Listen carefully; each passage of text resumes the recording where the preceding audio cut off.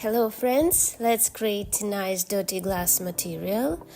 We are going to build everything step by step, and I'll explain what each node is doing in a simple beginner-friendly way. The first node I add is texture coordinate. This node tells Blender where to place our textures on the object.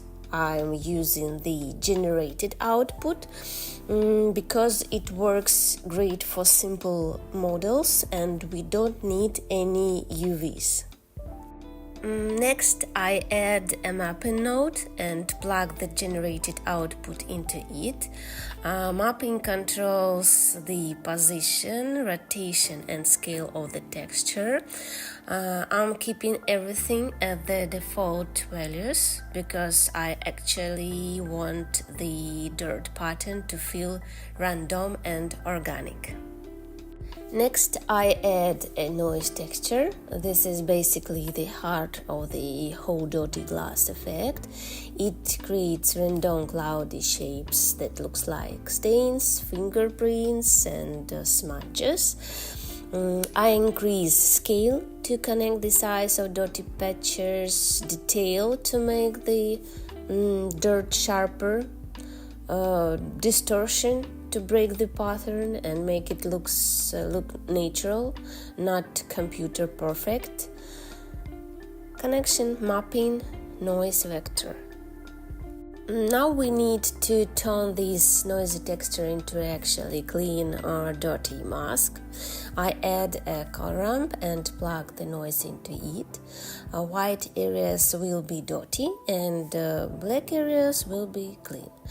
By moving these lights closer together, I make the dirt more contrasty and visible. This second ColorRamp is for the surface imperfections, the small scratches, the dry streaks and the micro texture and dirty glass. I move the black slider almost all the way to the right. This gives me thin subtle lines instead of big patches. Next, I add a bump node. This will give the glass real micro bumps and imperfections so light can catch them. I plug the second ColorRamp into height and keep the strength pretty low because glass imperfections should be subtle.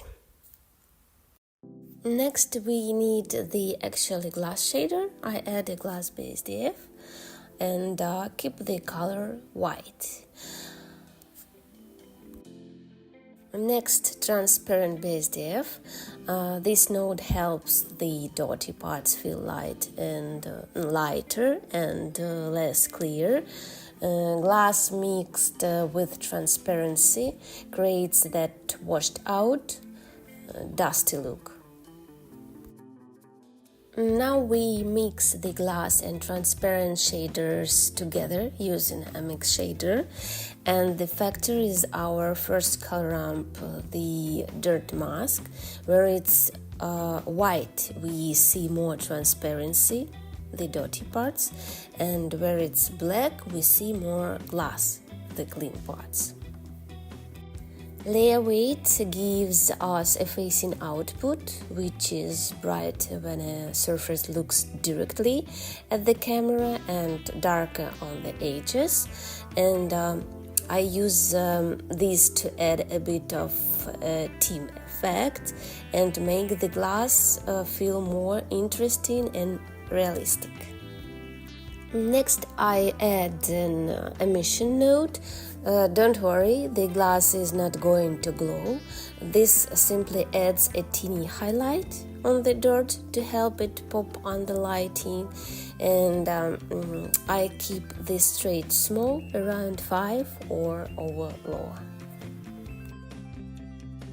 Now I mix the previous shader with emission.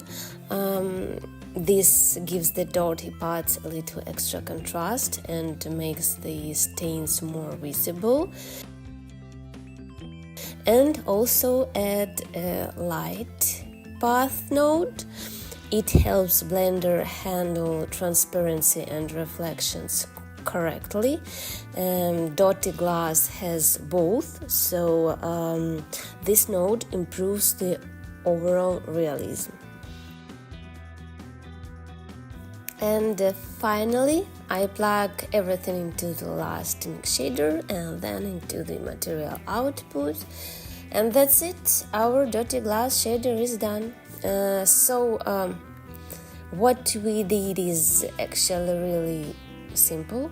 We create a dot mask using noise, shaped it with ColorRamps, added teeny bumps, mixed clean glass with transparent glass, added a little emission for highlights, and used layer weight for nature rim lighting. Everything is procedural, everything is controllable, so feel free to tweak the noise scale, ColorRamp slides or bump straight to get different looks what you want. And that's your dotted glass material. Thank you so much for watching. See you next time. Bye.